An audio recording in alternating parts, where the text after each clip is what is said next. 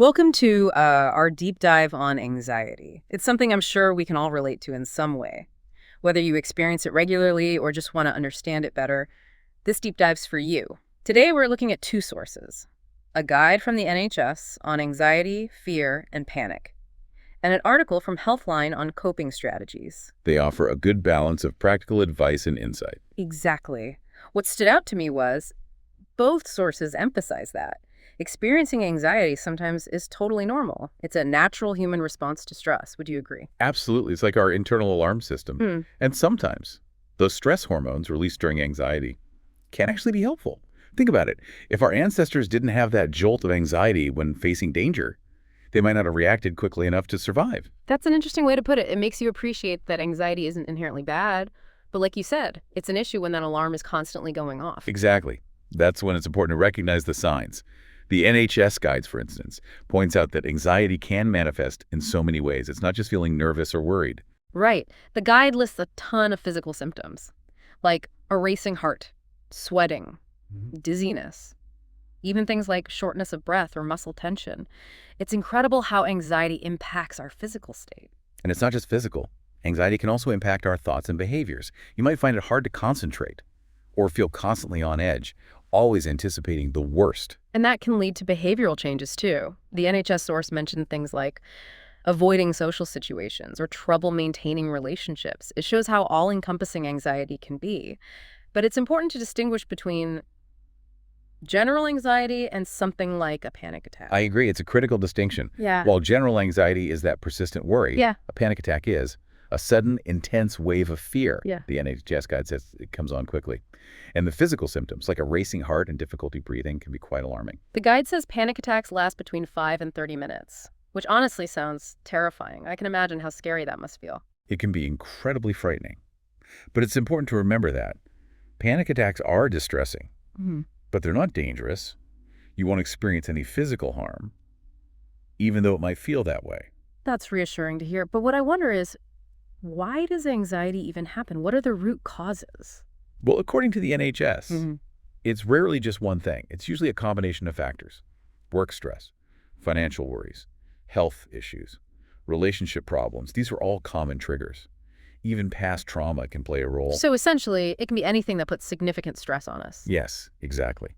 But it gets even more complex. The NHS guide also mentions that anxiety can be a symptom of a deeper condition, like generalized anxiety disorder, Yeah. GAD, phobias, panic disorder, or post-traumatic stress disorder, PTSD. These are more serious than what we call everyday anxiety. That's right.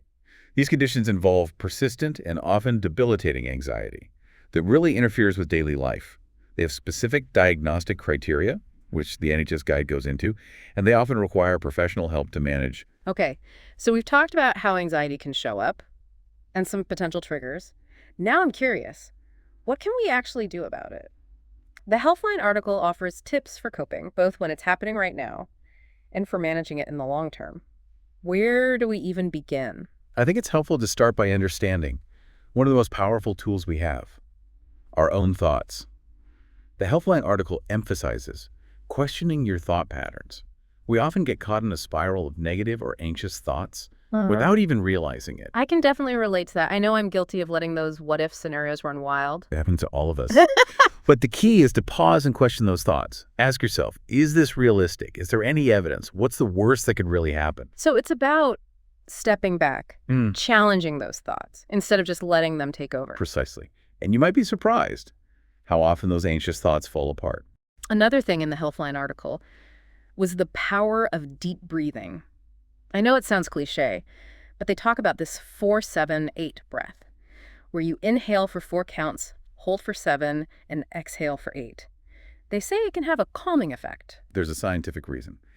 Deep breathing like that helps regulate your nervous system, which is your body's command center for responding to stress.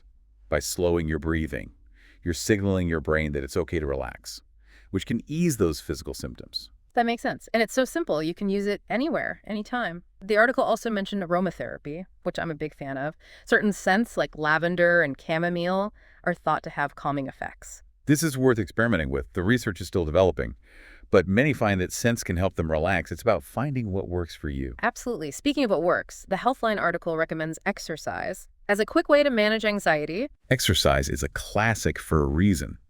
It releases endorphins, which boost your mood, and it helps shift your focus away from anxious thoughts towards your body and movement. Even a little bit of activity can make a difference. Okay. One last tip before I talk about long-term strategies. Grounding techniques. The Healthline article had a few suggestions. I find grounding techniques really helpful. They're about bringing yourself to the present when anxiety is making you overwhelmed. One I like is the 3-3-3 rule. You name 3 things you see, 3 things you hear, and 3 things you can touch. It's a simple way to anchor yourself and get out of your head. I love that. It seems so easy. The Healthline article also mentioned journaling, which makes sense. Writing down your thoughts can help you process them. Exactly. And that leads us to the next part of our deep dive. We've talked about quick tips, but now let's explore long-term strategies for building resilience and managing anxiety over time. Sounds good. I'm ready to learn more about that. So when we talk about managing anxiety over time, one thing both sources emphasize is identifying your personal triggers.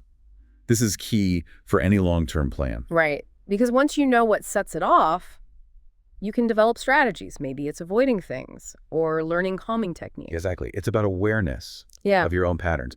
The Healthline article mentions some common triggers, like work stress, caffeine, or even things like too much social media. But it's different for everyone, so paying attention to your own experience is crucial. It's like being a detective for your own anxiety, figuring out the clues. I like that.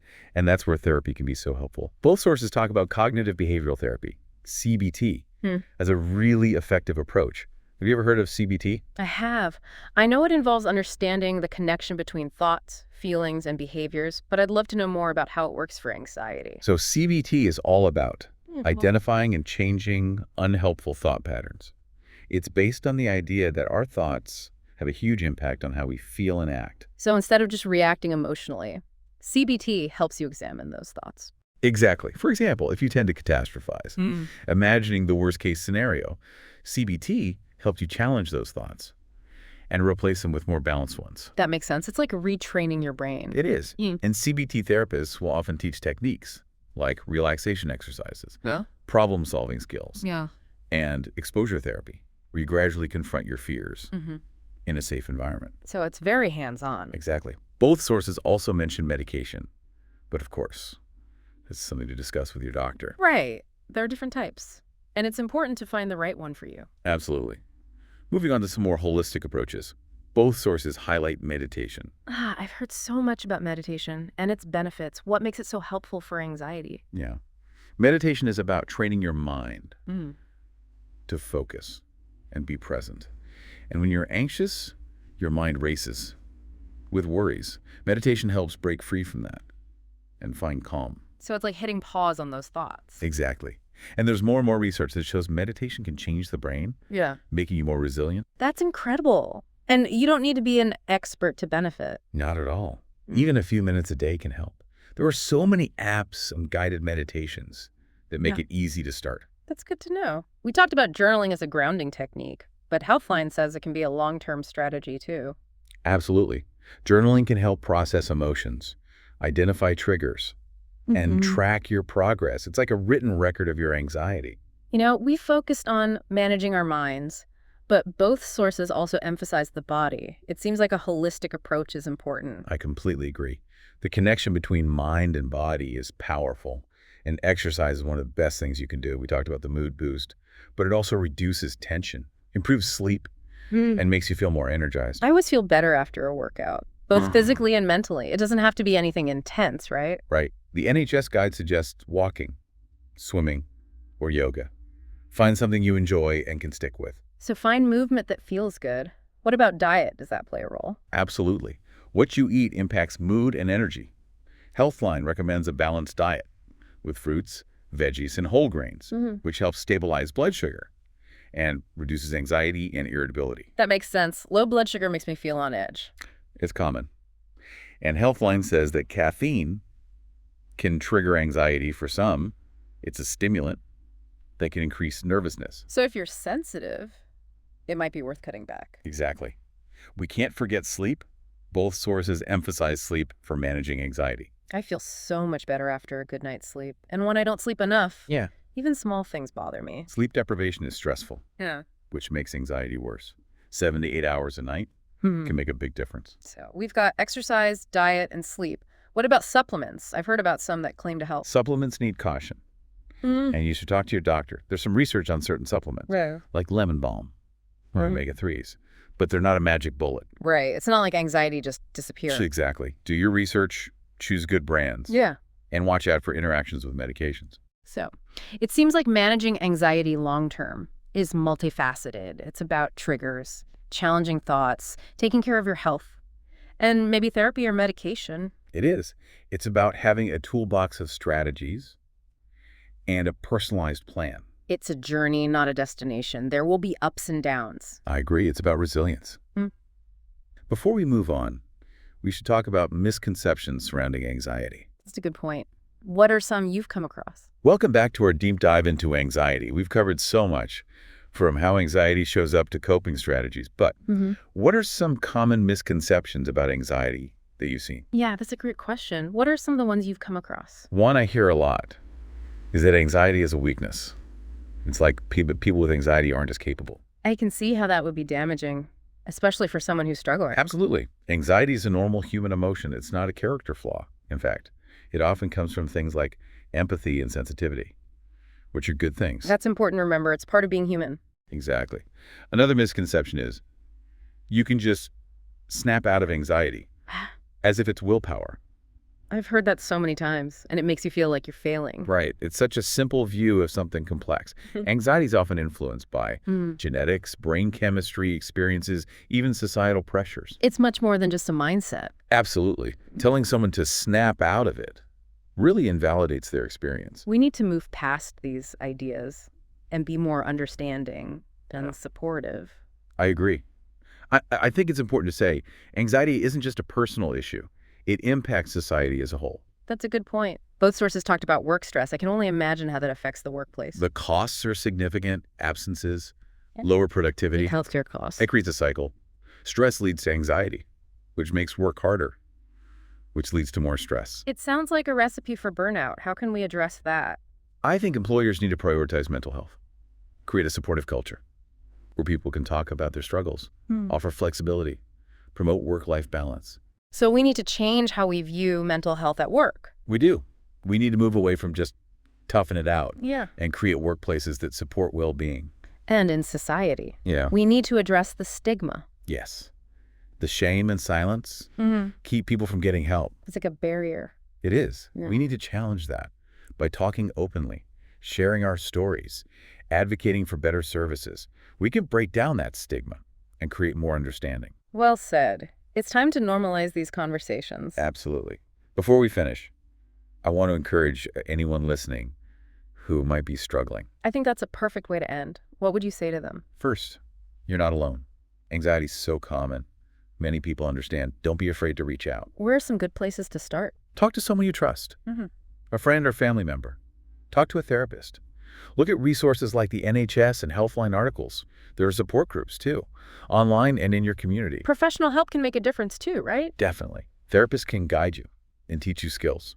And sometimes medication helps. The key is finding what works for you. It is. And remember, anxiety is treatable. It doesn't have to control you. There is hope, and there is help. I love that message. It's empowering to know you can take control. Exactly. You're resilient. You can do this. This has been such a helpful deep dive. We've learned so much. I agree. I hope our listeners feel like they have new knowledge and strategies. Don't forget, the links to those articles are in the show notes. Yes. Check them out. And remember, you're not alone. Reach out for support. We're all in this together. That's a great thought. Take care, everyone, and we'll see you on the next deep dive.